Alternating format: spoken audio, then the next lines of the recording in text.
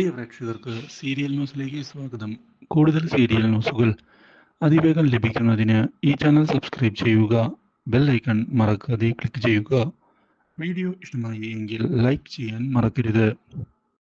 ഉടൻ തന്നെ എന്തെങ്കിലും ചെയ്യണം എന്നുള്ള തീരുമാനമെടുത്തുകൊണ്ട് ഇപ്പോൾ മുന്നിലേക്ക് കടന്നു വന്നിരിക്കുകയാണ് ക്രിഷ്. ഇതേ തുടർന്ന് കൺമണിയെ ചെന്ന് കാണുന്ന ക്രിഷ് കൺമണിയോട് തൻ്റെ സ്നേഹം പറയുന്നതിനുള്ള നീക്കങ്ങൾ ആരംഭിച്ചിരിക്കുകയാണ്.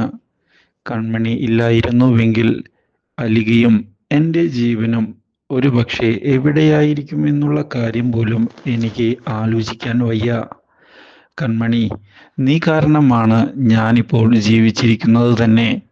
നീയാണ് അലികയെയും രക്ഷിച്ചത്. അതുകൊണ്ട് തന്നെ നീയെന്നും എൻ്റെ കൂടെ ഉണ്ടാകണം എന്നാണ് ഞാൻ ആഗ്രഹിക്കുന്നത് എന്ന് ക്രിഷ് തുറന്നു പറഞ്ഞിരിക്കുകയാണ്.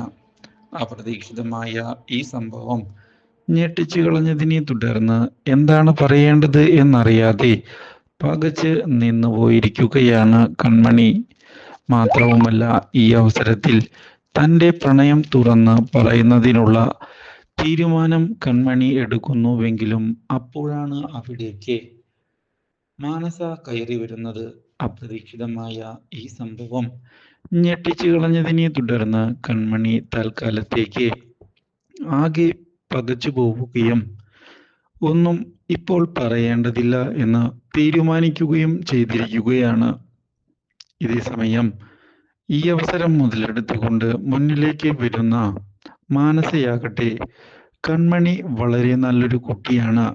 ഇപ്പോൾ വളരെ വലിയൊരു പൊസിഷനിലേക്കാണ് കൺമണി പോയിട്ടുള്ളത്. അതിനെല്ലാം കാരണം കൺമണിയുടെ മികവ് തന്നെയാണ്. ഞാനിപ്പോൾ നിന്നെ അഭിനന്ദിക്കുന്നത് ഈ കമ്പനിയിലെ എംപ്ലോയി ആയിട്ടല്ല, മറിച്ച് ക്രിഷിൻ്റെ പെണ്ണായിട്ടാണ്. അതുകൊണ്ട് തന്നെ ഞാൻ വളരെയധികം സന്തോഷിക്കുന്നു. കൺമണിയെ പോലെയുള്ള ഒരു എംപ്ലോയിയെ ഞങ്ങൾക്ക് ലഭിക്കുന്നതിനും അതുപോലെ തന്നെ കൺമണി എൻ്റെ കൂട്ടുകാരിയായതിലും. ഈ കാര്യം കേട്ട് കൺമണി എന്താണ് പറയേണ്ടത് എന്നറിയാത്ത അവസ്ഥയിൽ വന്ന് നിൽക്കുകയാണ്. ഇതേ തുടർന്ന് കൺമണിയുടെ മുന്നിൽ വെച്ച് ക്രിഷിനെ കെട്ടിപ്പിടിക്കുകയും ചെയ്തിരിക്കുകയാണ് മാനസ. കാര്യങ്ങൾ കൈവിട്ടു പോവുകയാണ് എന്നുള്ള കാര്യം ഇതേ തുടർന്ന് മനസ്സിലാക്കുന്ന കൺമണി മാനസികമായി ആകെ വിഷമിച്ചിരിക്കുകയാണ്. എന്താണ് പറയേണ്ടത് എന്നറിയാത്ത അവസ്ഥയിൽ കൺമണി വന്ന് നിൽക്കുകയും ചെയ്യുന്നു. കാര്യങ്ങൾ കൈവിട്ട് പോവുകയാണല്ലോ എന്ന് കൺമണി ആലോചിക്കുകയാണ്.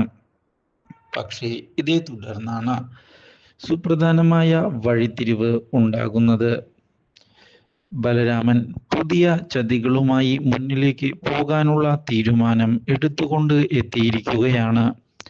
അതിൻ്റെ ഭാഗമായി സാഗറിനെ കാണുന്നതിന് സാഗറിൻ്റെ വീട്ടിലേക്ക് കടന്ന് വരികയും ചെയ്യുന്നു. ഈ പ്ലാനൊന്നും അറിയാത്ത സാഗർ ആകട്ടെ വളരെയധികം സന്തോഷത്തോടെ വീട്ടിലേക്ക് കയറ്റിയിരിക്കുകയാണ്. ഇപ്പോൾ ഇതോടെ ബലരാമനെ കണ്ടിട്ട് കുറെ നാളായല്ലോ, എന്തൊക്കെയാണ് വിശേഷം ബലരാമ എന്ന് ചോദിച്ചതിനെ തുടർന്ന് ഞാൻ ഇവിടത്തെ വിശേഷം അറിയാനാണ് വന്നിരിക്കുന്നത് എന്ന് പറയുകയും കൃപയെ ഡിസ്ചാർജ് ചെയ്തതിന് ശേഷം കാണാൻ തനിക്ക് സാധിച്ചിട്ടില്ല, അതുകൊണ്ട് അവളെ കാണാനാണ് ഞാൻ വന്നിട്ടുള്ളത്. എനിക്ക് അവളോടൊന്ന് സംസാരിച്ചാൽ കൊള്ളാമെന്നുണ്ട്. അതിനെന്താ ബലരാമ, വരൂ, അവളുടെ റൂം അതാണ്, നീ പോയി സംസാരിക്കൂ, ഞാൻ അപ്പോഴേക്കും എന്തെങ്കിലും കഴിക്കാനായി എടുക്കാമെന്ന് പറഞ്ഞ് സാഗർ മുന്നിലേക്ക് പോവുകയാണ്. ഇതോടെ കൃപയുടെ അടുത്തേക്ക് ചെല്ലുന്ന ബലരാമൻ എന്നെ ഓർമ്മയുണ്ടോ എന്ന് ചോദിക്കുകയും എൻ്റെ പേരാണ് ബലരാമൻ എന്ന് വ്യക്തമാക്കുകയും ചെയ്യുന്നു. കൃപയാകട്ടെ എന്താണ് പറയേണ്ടത് എന്നറിയാത്ത അവസ്ഥയിൽ ബലരാമനെ നോക്കുകയാണ്.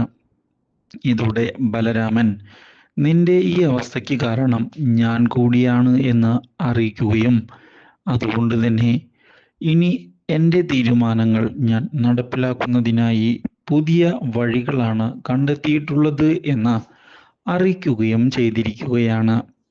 അപ്രതീക്ഷിതമായ ഈ സംഭവം കേട്ടതിനെ തുടർന്ന് കൃപ ആകെ ഞെട്ടിപ്പോവുകയാണ്. ഇതേ തുടർന്ന് ഇപ്പോൾ ഇവിടെ എല്ലാവരും സന്തോഷിക്കുകയാണല്ലോ എന്നുള്ള കാര്യം അറിയിക്കുന്ന ബലരാമൻ അതിനൊരു അറുതി വരുത്താൻ താൻ തീരുമാനം എടുത്തിട്ടുണ്ട് എന്ന് പറയുമ്പോഴാണ് സാഗർ അവിടേക്ക് കടന്നു വരുന്നത്. ഇതോടെ സാഗർ എന്താണ് ബലരാമ വിശേഷമെന്ന് ചോദിക്കുന്നു. ഇത് കേൾക്കുന്ന ബലരാമൻ എനിക്കല്ലോ ഇവിടെയല്ലേ വിശേഷങ്ങൾ ഉള്ളത് എന്നുള്ള മറുപടി നൽകിയതിനെ തുടർന്ന് അത് ശരി തന്നെയാണ് എന്ന് പറയുന്ന സാഗർ ഇപ്പോൾ കൃഷിന്റെ വിവാഹം നടത്താനുള്ള ഒരുക്കങ്ങളാണ് ഇവിടെ നടക്കുന്നത് എന്ന് ഉറപ്പിച്ചു പറഞ്ഞിരിക്കുകയാണ്. എത്രയും പെട്ടെന്ന് തന്നെ അവന്റെ വിവാഹം നടത്തണം എന്നുള്ള തീരുമാനം ഞങ്ങൾ എടുത്തു. മാനസയുടെ വീട്ടുകാർക്കും അതേ അഭിപ്രായം തന്നെയാണ്. അതുകൊണ്ട് തന്നെയാണ് ഇനി കാര്യങ്ങൾ മുന്നിലേക്ക് ഞങ്ങൾ കൊണ്ടുപോകുന്നത് എന്ന് പറയുകയും ചെയ്തതിനെ തുടർന്ന് പുതിയ വഴിത്തിരിവുകൾ ഉണ്ടാവുകയാണ് എന്ന് മനസ്സിലാക്കുകയാണ് ബലരാമൻ. പക്ഷേ അവരുടെ വിവാഹം അങ്ങനെ നടത്താൻ ഞാൻ അനുവദിക്കുകയില്ല എന്നുള്ള കാര്യം മനസ്സിൽ ആലോചിക്കുന്ന ബലരാമൻ ഞങ്ങളെയൊന്നും ക്ഷണിക്കുന്നില്ലേ എന്ന് ചോദിക്കുകയും ചെയ്തതിനെ തുടർന്ന് അതിനെന്താ ബലരാമ, ബലരാമനല്ലേ അവന്റെ മൂത്ത ഏട്ടനായി നിന്നുകൊണ്ട് കാര്യങ്ങൾ നടത്തി കൊടുക്കേണ്ടത് എന്ന് സാഗർ ചോദിക്കുന്നു.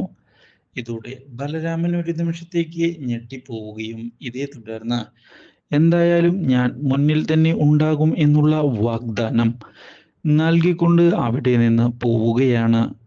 ഇതേ തുടർന്ന് വിവാഹം മുടക്കുന്നതിന് വേണ്ടിയുള്ള പ്ലാനിങ്ങുമായി ബലരാമൻ പുതിയ നീക്കങ്ങൾ ആരംഭിക്കുന്നത് സുപ്രധാനമായ തിരിച്ചടി ആയിരിക്കുകയാണ് മാനസയ്ക്ക്. പക്ഷേ കൃഷാകട്ടെ ഒടുവിൽ തൻ്റെ പ്രണയം കൺമണിയോട് തുറന്ന് പറയുകയും ചെയ്യുന്നു. Do like, share and subscribe.